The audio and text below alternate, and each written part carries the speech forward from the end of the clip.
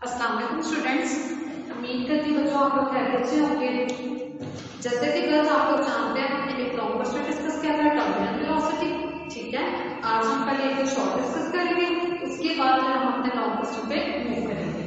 तो स्टूडेंट्स आज का पेज नंबर है 130। ठीक है, तो मैं टॉपिक लिख देती हूँ फ्लूइड फ्लो। ठीक है स्टूडेंट्स, फ्लूइड फ्लो। तो स्टूडेंट्स जैसे आप लोग जानते हैं फ्लूइड की हमने पीछे डेफिनेशन पढ़ ली थी। ठीक है, आज मैं आप लोग को बताऊंगी कि फ्लूइड फ्लो कितने तरह के होते हैं। ठीक है, हमारे पास 2 तरह के फ्लूइड होते हैं। ठीक है, आज हम उसके बारे में बात करेंगे।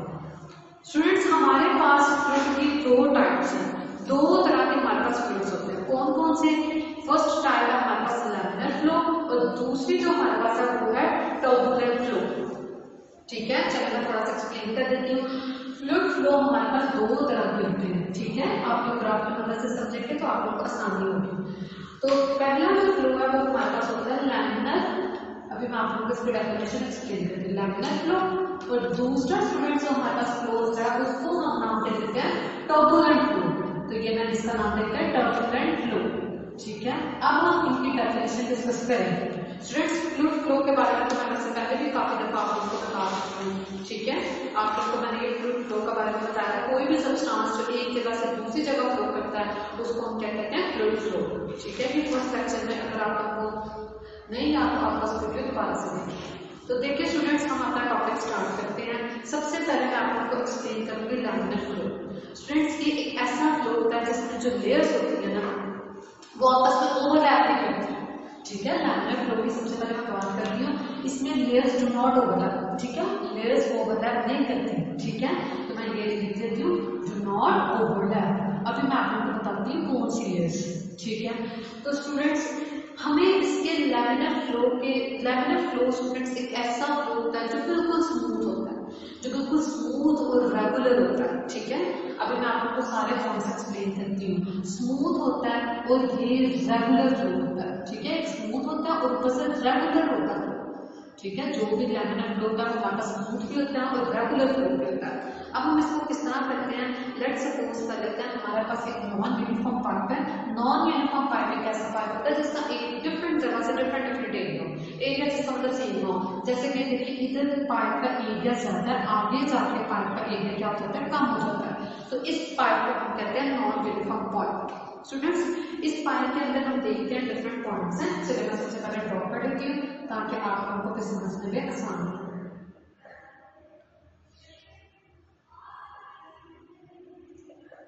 स्टूडेंट्स ये मेरे पास एक नॉन यूनिफॉर्म पाइप था। ठीक है, तो अब हमने नॉन यूनिफॉर्म पाइप देखा, इस पॉइंट पे इसका एरिया ज्यादा था, इस पॉइंट पे इस पाइप का एरिया क्या था?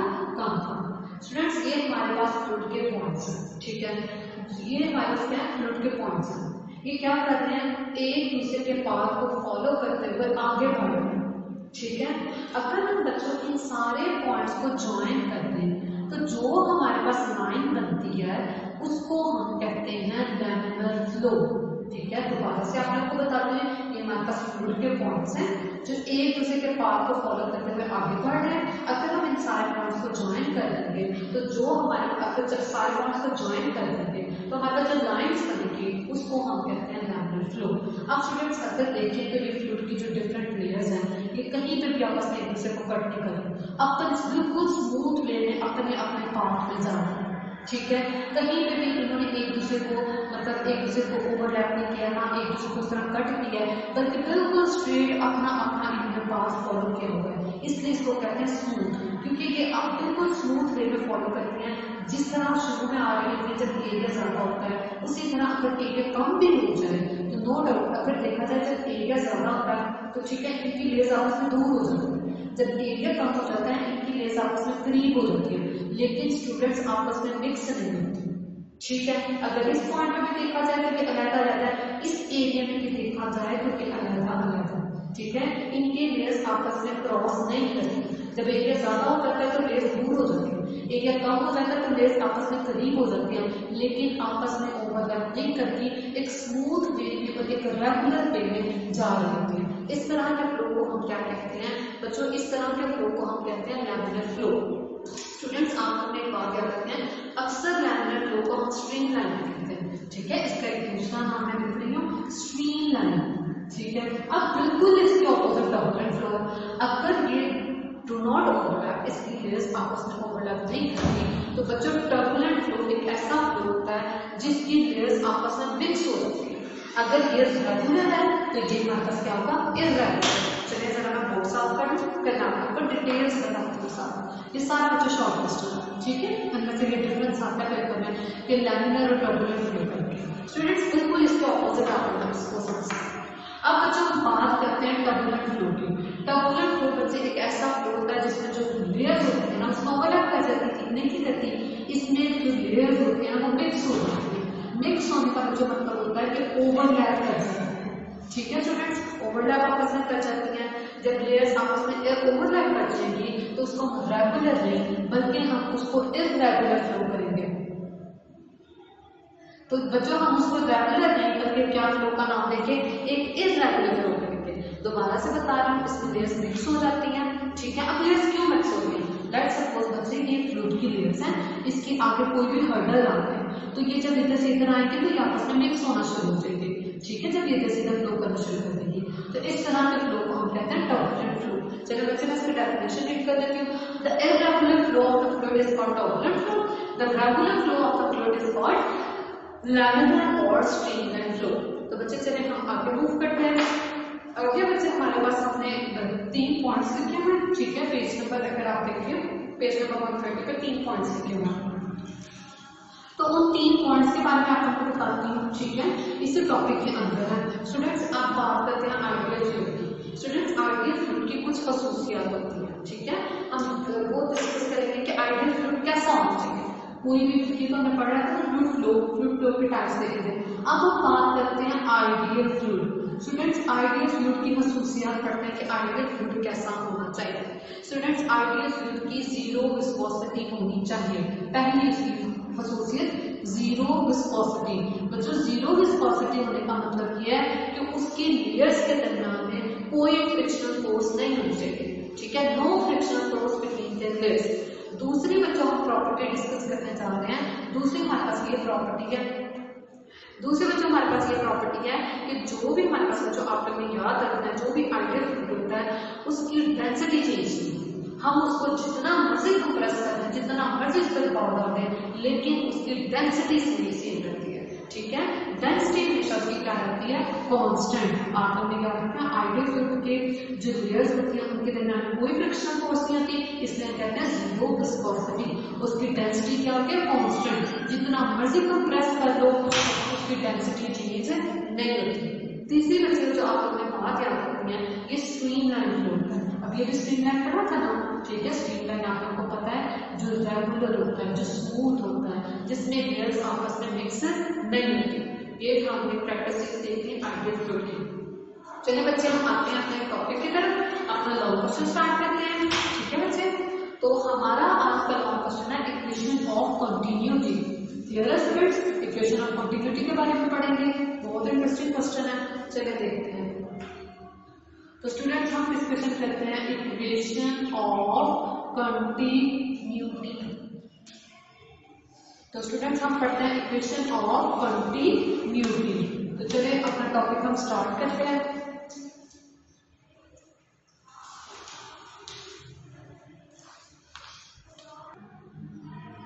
बच्चों हम अपना लॉन्ग क्वेश्चन स्टार्ट करने जा रहे हैं इक्वेशन ऑफ कंटिन्यूटी। बहुत इंटरेस्टिंग क्वेश्चन है, ठीक है। ये आप लोगों को इस चैप्टर का दूसरा लॉन्ग क्वेश्चन है। साथ साथ मार्क कर दिया करें कौन सा लॉन्ग क्वेश्चन है ताकि आप लोगों को पेपर में कोई मुश्किल ना हो।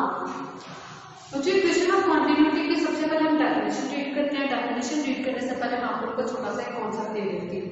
तो जस्ट सपोज करें हमारे पास कोई भी एक पाइप है, ठीक है। उस पाइप के अंदर से पानी निकल रहा है।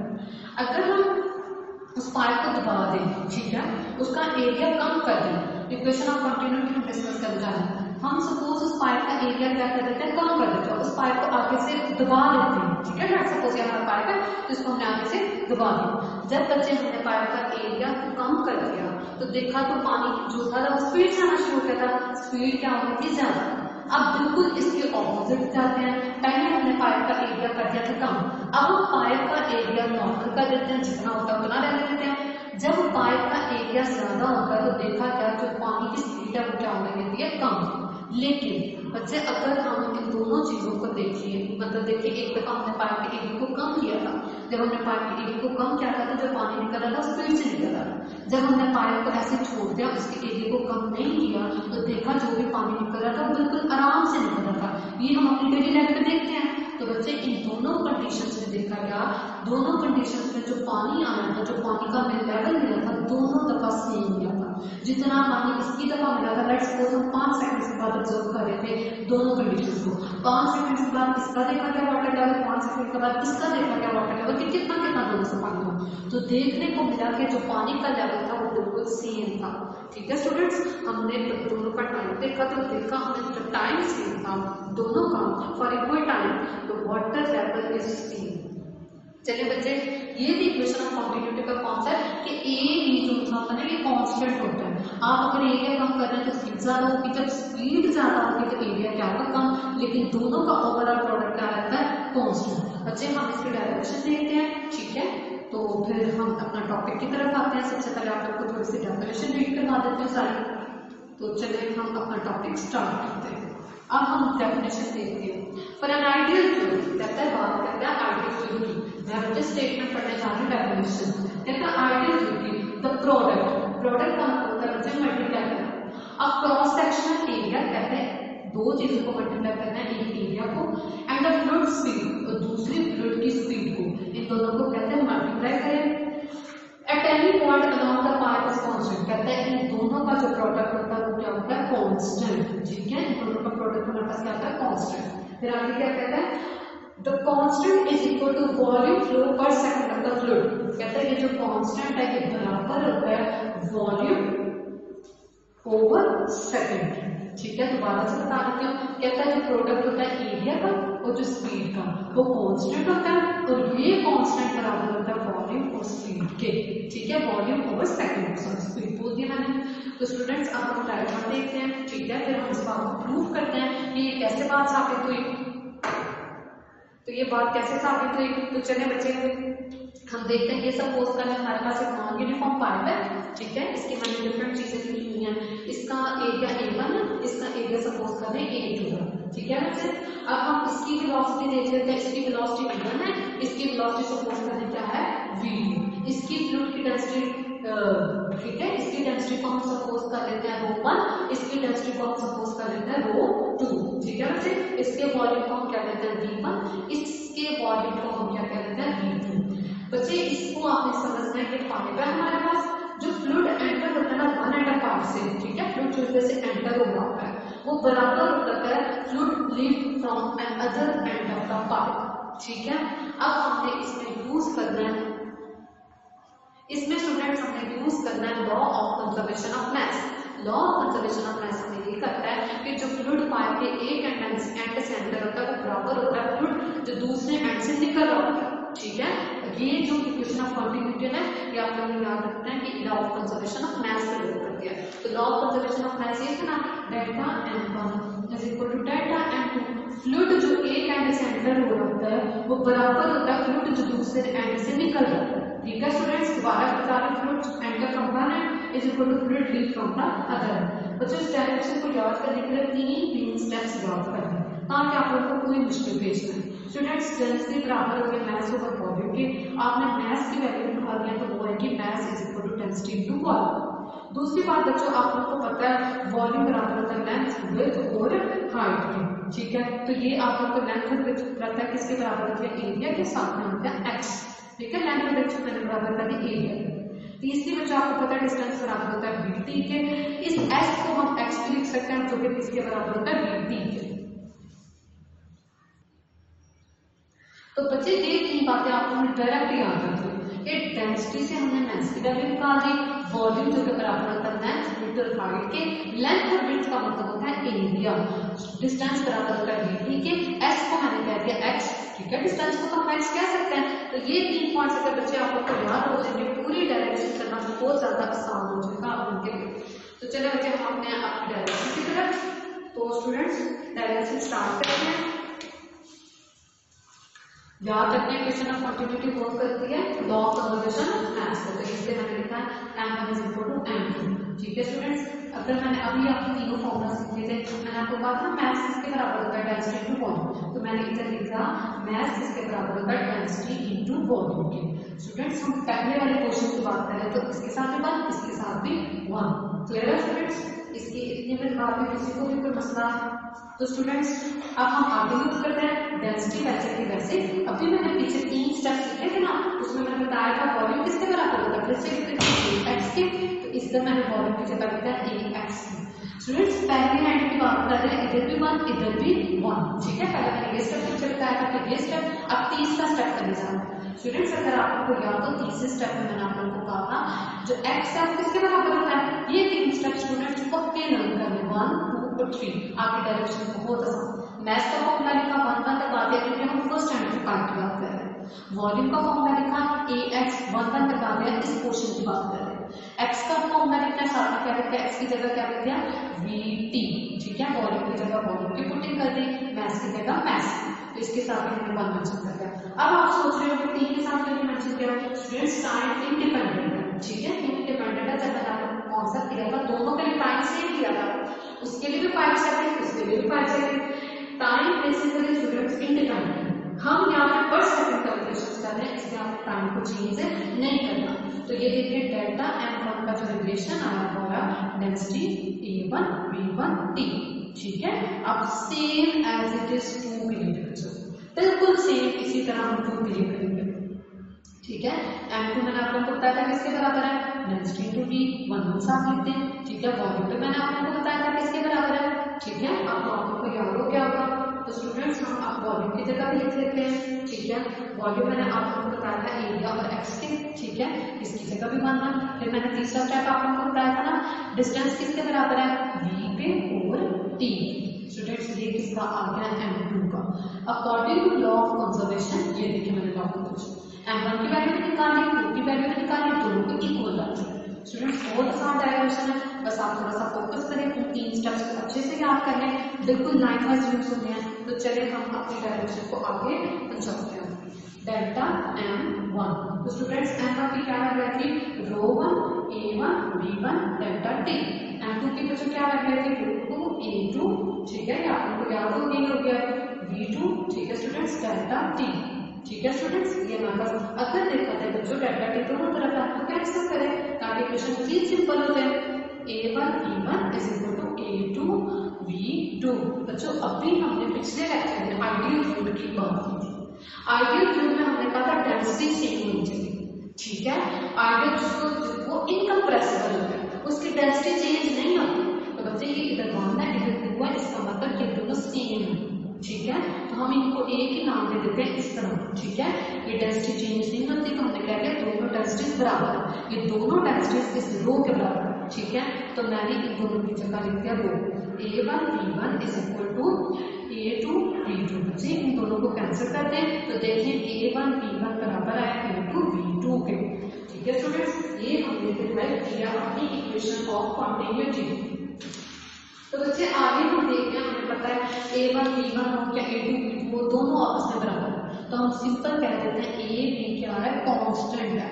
अब हमने ये बात प्रूव करनी थी कांस्टेंट वॉल्यूम ऑफ सेकंड के बराबर है, ठीक है बच्चे। ये बात करनी थी बच्चे, आप लोगों को पता है एरिया का क्या यूनिट होता है, मीटर स्क्वायर। वॉल्यूम का भी हमें यूनिट, ये सॉरी एरिया का यूनिट होता है मीटर स्क्वायर, और ये हमारे पास है स्पीड, ठीक है। तो स्पीड का यूनिट क्या होता है, मीटर पर सेकंड। क्लियर है स्टूडेंट्स, मीटर पर सेकंड। तो मीटर स्क्वायर को मीटर से मल्टीप्लाई करेंगे तो 3 मीटर करके डिवाइडेड बाय सेकंड। तो बच्चों वॉल्यूम का यूनिट जो होता है वो होता है मीटर क्यूब, तो हम कह देते हैं ये बराबर है वॉल्यूम ओवर सेकंड। हमने ये बात प्रूव कर दी, ए बी जो कि कांस्टेंट है बराबर होता है वॉल्यूम ओवर सेकंड। दोबारा देखते हैं बच्चे, एरिया का यूनिट होता है मीटर स्क्वायर, वॉल्यूम का ये हमारे पास स्पीड है, ठीक है। ये हमारे पास छोटा सा दिया है स्पीड का यूनिट होता है metre per second. Metre square को मीटर से करेंगे metre cube divided by seconds, ठीक है बच्चे। इधर हमारा ये लेक्चर कंप्लीट होता है। आपको याद होना चाहिए the product of A B is called flow rate. Clear है स्टूडेंट्स, ये टॉपिक हमारा इधर एंड होता है। तो अल्लाह हाफिज स्टूडेंट्स।